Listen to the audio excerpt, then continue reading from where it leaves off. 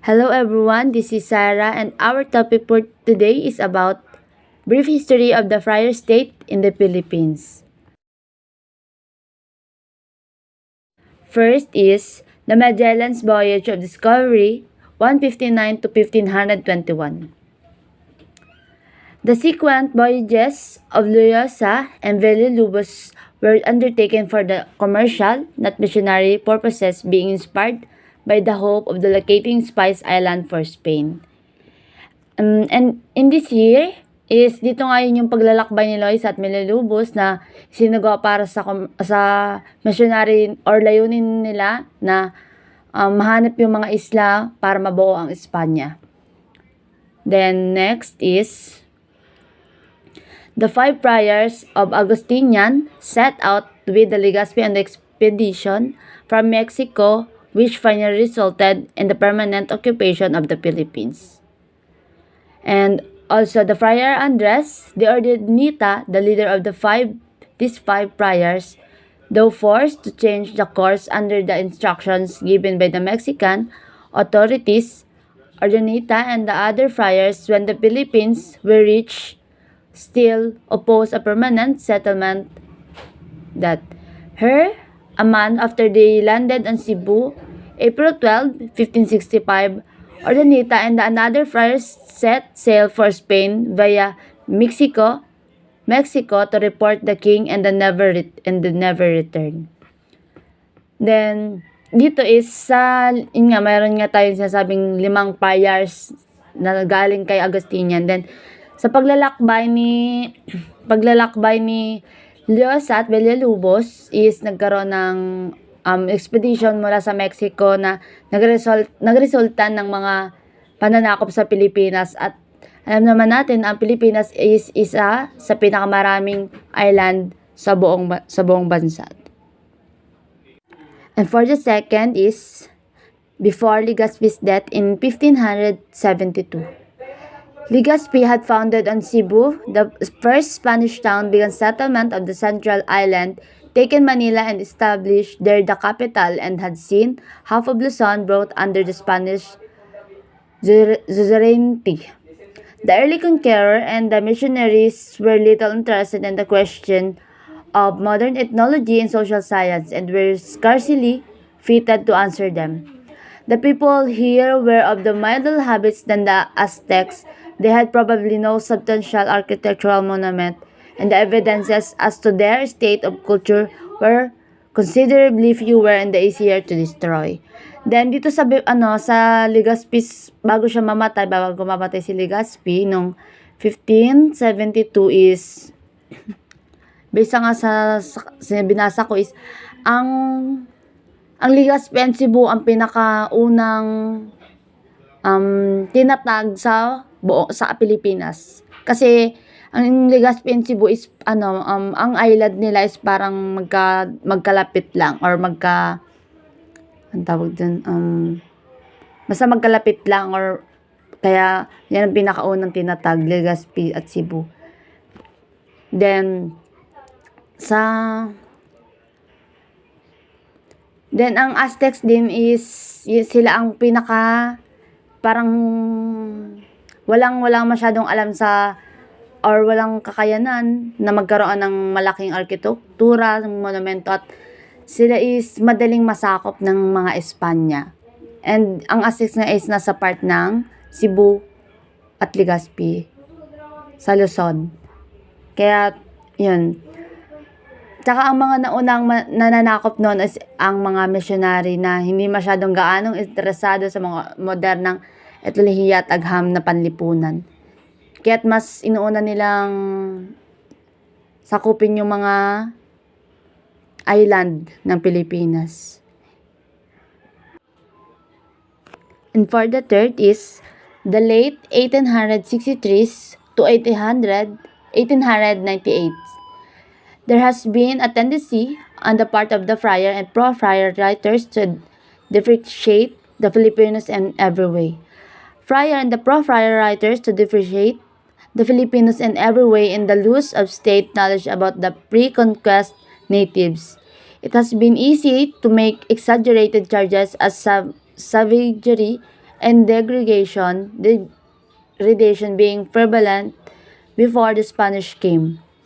Various Filipino zealots of the past decade or so emulating Jose Rizal in his effort to give his people their just place in his story but lacking his intelligence and scholarship, have have gone to ridiculous extremes in proclaiming for their race before the conquest a civilization equal to that then prevailing in Europe, and charging that the friars stifled that his successors de las Islas Filipinas 1609 of Dr. Antonio de Morga, a member of the first audiencia or the Supreme Court of the Philippines.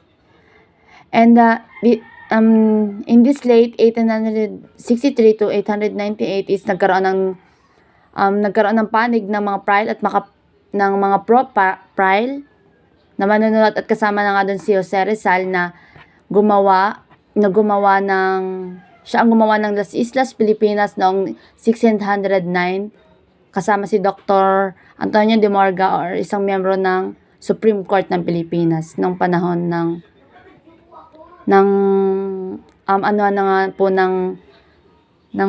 Pilipinas or yung mga pananakop ng Espanya sa Pilipinas. Then dito nga po is si Jose Rizal is parang hindi niya kayang kulang ang kanyang kaalaman para mas maging kulang ang kanyang kaalaman para makuha or hindi masakop ang Pilipinas ng Espanya noong panahon na ito. Then yung iba't ibang Pilipino na nagsasagisag sa dekada or tinutularan si Jose Rizal sa pagsisikap na bigyan ng kanyang mga tao ng kanilang or makatarungan na lugar sa kasaysayan. Ngunit nung panahon ngayon is kulang pang kanyang kaalaman or katalinuhan, kaya mas parang sa ibang bansa is mas katawa-tawa lang yung mga ginagawa niya or kabayanihan na ginagawa niya para hindi masakop ang ating bansa. And also, the late 1863 to 1898 are the Filipinos of the Central Island and the Luzon's western coast were somewhat past the clan stage and had a political organization under local chiefs which virtually amounted to a mild feudalism, their so-called slavery fitting better under this head. They had a system of laws or customs administered by the councils of old me. Their religious ideas, undeveloped and imbued with superstition as they were, included nevertheless in the recognition of the Supreme. They had a system of writing based on a phonetic alphabet, doubtless derived from the same source as that from which ours came in the dawn of history, and that some in aged community called read and write, that they had long since passed the nomadic state, undoubtedly long before the Malay migration of the Philippines to the Philippines. So then, yung mga Pilipino is sa kanlurang bayan ng Luzon ay medyo lumagpas sa yugto ng angkan na nagkaroon ng organisasyong pampolitika sa ilalim ng mga lokal na pinuno na halos katumbas ng isang banayad na feudalismo. Ang kanilang tatawag sa pag-alipin ay mas angkop sa ilalim ng sa ulong ito. Then and also sa mga relihiyon nila or sa mga idea ng mga pinuno is nagkausap sila na magkaroon ng isang rules and regulation sa pamamagitan ng mga lupa ng Pilipinas or yung mga island ng mga Pilipinas sa Cebu or sa Legazpi. Kaya then yun nga, nagkaroon sila ng sasebang pagsusulat batay sa isang phonetic na alpabeto mula sa alinlangan ng nagmula sa parehong pinagmulan na kung saan ang sa atin ay nagmula sa bukang, yung sa atin sa Pilipinas is nagmula yung natawag na bukang liwayway at sa bukang liwayway sa kasaysayan. Then sa Friar Herrera, dissuading Philip II from the proposed abandonment of the Philippines, is said by a recent Augustinian writer to have painted with eloquent enthusiasm the simple nature of the natives and their excellent dispositions of soul for receiving the benefits of religion and civilization. They must reject the claim that the friars introduced village life, but under their guidance, the community centered more and more about the churches. At first, rude wood structures, but very soon, more or less imposing stone edifices, which were built under their supervision. Naturally, the padre was particularly desirous of bettering the ways of communication through tropical forests or overgrown country between the village forming the mission and hence roads were open. The friars set to work also to improve agricultural methods. 1565s and 1590s. The first revolts against Spanish authority, except little conflicts during the establishment of control in Cebu Leyte and Manila. Imposition of forced labor.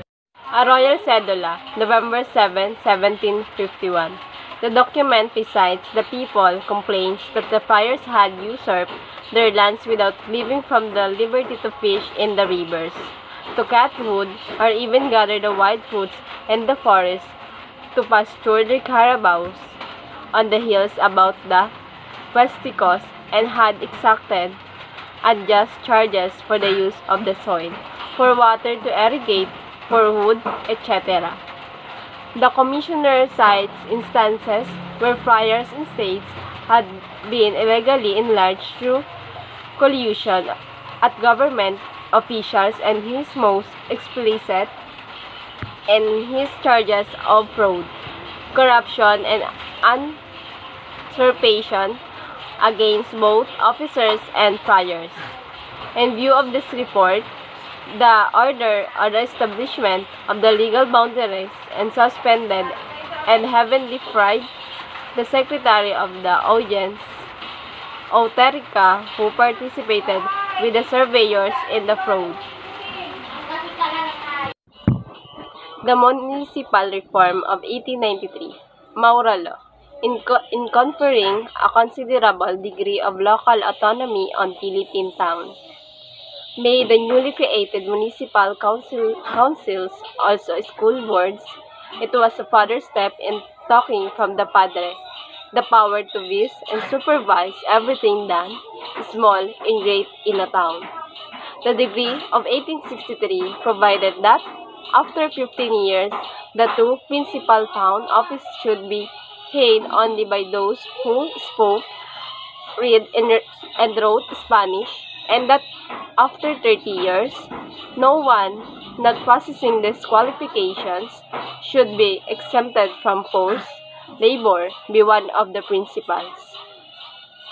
Even after 1863, the friars were, in the long run, usually able practically to nullify degrees and secularization of education. The islands were remote, and the shifting of administrations in Madrid invariably brought them sooner or later a chance for a hearing at court. The curriculum of Santo Tomas University. The courses leading to ordinary bachelor degree, 3 in Latin grammar, 3 in philosophy, and 6 in theology, taught in the scholastic manner with textbooks of Spain Friar Convent. The Faculty of Canon Law, there were, besides the foregoing, 3 courses in the canon and 1 in ecclesiastical discipline. The Faculty of Civil Law with lay professors included, beside the same Latin and philosophy, 2 years of Roman law, 2 of civil law in its various branches, 1 of Spanish legislation, 4 Indies, and forensic practices. The Reforming Committee appointed by the government in 1863 amplified the scope of the university by adding to the curriculum the following subjects, some of which, however, were never taught: mathematics, lineal drawing, chemistry, university history, Spanish history, geography, Greek, Hebrew, French, English, and bookkeeping. Mga kursong umahantong sa ordinaryo bachelor degree, may 3 sa grammatical Latin at 3 sa filosofiya, 6 sa teolohiya. Ito ay tinuturo sa paraang eskolastiko kasama ng mga textbook ng Fraile, Kumbento ng Espanya. Ang sa faculty canyon daw ay mayroong bukod sa mga nabanggit ko nung una. May 3 kurso sa mga kanyon at isa sa estastical na disiplina. Sama naman sa faculty ng civil law ay bukod sa parehong Latin sa filosofiya, 2 taon ng batas Romano, 2 batas ng sibil sa iba't ibang sangay nito. Isa sa batas ng Espanyol para sa Indies at mga kasanayan sa forensic. Dito naman sa Reforming Committee, pinalaki nilang mga saklaw ng universidad sa pamamagitan ng pagdagdag ng mga curriculum, pero kailanman hindi nila tinuro ang matematika, linear drawing, chemistry, universal na kasaysayan, Spanish history, geografiya, Greek, Hebrew, French, English, at bookkeeping. Jose Rizal, the Filipino who executed at the instigation of the orders in 1896, did with this question in a chapter of his novel El Filibusterismo. Rizal was pure Tagalog and got his start in intellectual life from a native priest of Calamba, Laguna Province, Luzon. He had a taste of Manila teaching and then went to Spain. Unlike other Filipinos, he soon sought education outside of Latin sources in Europe, studying at Heidelberg, Leipzig, and elsewhere in 80s.